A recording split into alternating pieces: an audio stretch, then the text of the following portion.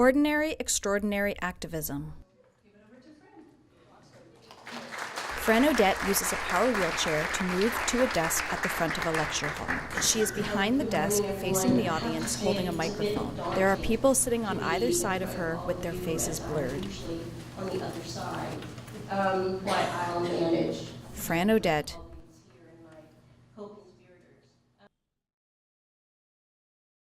Fran unlocks and enters an office. When I was doing my master's, it was very clear to me that the content in many of the courses did not represent the lives of people with disabilities. Fran is sitting in her power wheelchair facing the camera. She is wearing a navy blue t-shirt and red glasses. The sun shines through a window behind her. And in particular, looking at issues around gender, disability was not represented at all. And so I didn't see myself there. Fran maneuvers backwards through a tight office space while having a conversation, then through a door and down a hallway. I really wanted the world to be different. I wanted, people with disabilities to be seen for who they were and could be. And I didn't really think that was like a lot of activists. I didn't really wear that activist hat. It was just like, this is bullshit. Why are we having to, be segregated continually in services that are working around issues that many of us also face? And so how do we create a dialogue, which I think really was more what I wanted to do, was let's have a conversation about how you, as an organization that does work around sort of violence or around sexuality, start seeing that there are people in the community that are sexual and that are also experiencing intimate partner abuse or, being impacted by systemic violence, to think about creating spaces that are much more inclusive than they are. A different conversation to really challenge the narratives around tragedy and pity and overcoming and have that be something different that we can all engage with. Making a real difference is about having a collective voice. And sometimes that collective voice needs to be amplified possibly through one person, but not the only person. I think that that's also really important to think about, is that people can be, it could be, look really different depending on what people feel that they can contribute to that. But I think that all of that is important. And it doesn't have to be the person that's at the podium. It's supposed to look a certain way, and if it doesn't, it's not activism. We need to really sort of expand our ideas of what activism and being an activist can look like. For really kind of disrupting those places of power and privilege, it means having to listen and actually having to listen thoughtfully and critically to what people are saying. I think also people are afraid of the ramifications of the powerful message, especially when people are afraid of losing services.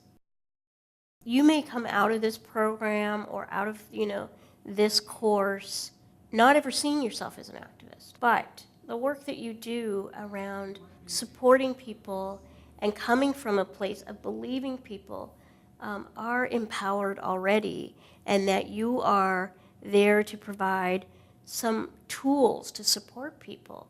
That's activism.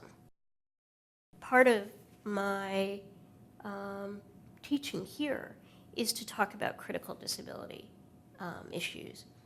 And in our course, we talk about a range of issues.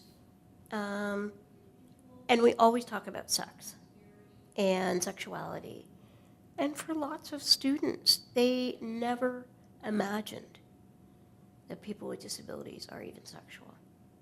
It's not something that they feel comfortable thinking about, but it's not even in their sort of realm of possibility, because it's not out in their sort of ways that they get information. So when they hear people talk about their sexuality and sexual lives, it's sort of like, whoa, how come I never thought about this before? Why is it only now that I'm hearing about this. I think people know what's best for them. And that's across the board.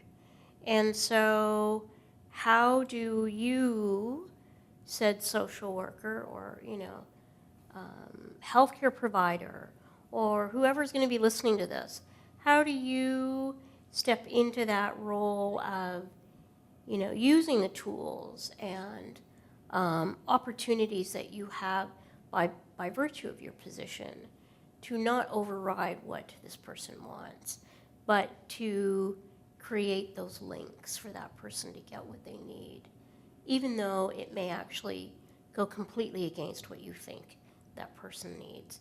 That person knows. This morning, I hope that you'll take the ideas of universal design for learning, not just as an abstract approach, but something that is bringing very tangible contributions, not just for students with disabilities, but all our students. Thank you.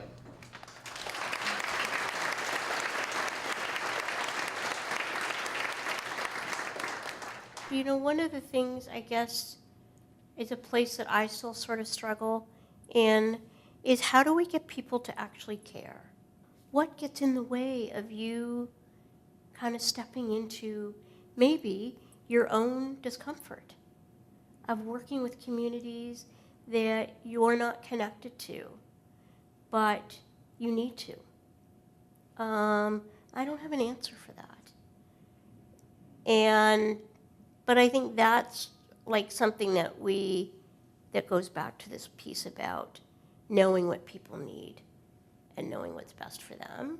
I think that's also about people being uncomfortable to suspend their place of privilege to really go alongside with that person. Fran exits the lecture hall with the audience. Principal Investigator, Melanie Panich. Co-investigators, Chelsea Jones and Kim Collins. Student Alumni Advisory Committee members, Marcia Ryan, Carolyn Lee Jones, Nicole Meehan, Pauline Mwangi, and Emily Delbecci. Transcriber, Ursula Lipinski. Videographer and editor, Jonathan Balaz. Special thanks, Paris Master McGray and Ryerson University's School of Disability Studies. Audio descriptions, Nicole Meehan, Natalie Rose. ASL interpretation, Gloria Berfoglio, Ronald Dans. Participants, Eliza Chandler, Kevin Jackson, Melanie Moore, Fran Odette, Barry Smith. Funded by Ryerson University's Learning and Teaching Enhancement Fund. Copyright 2016.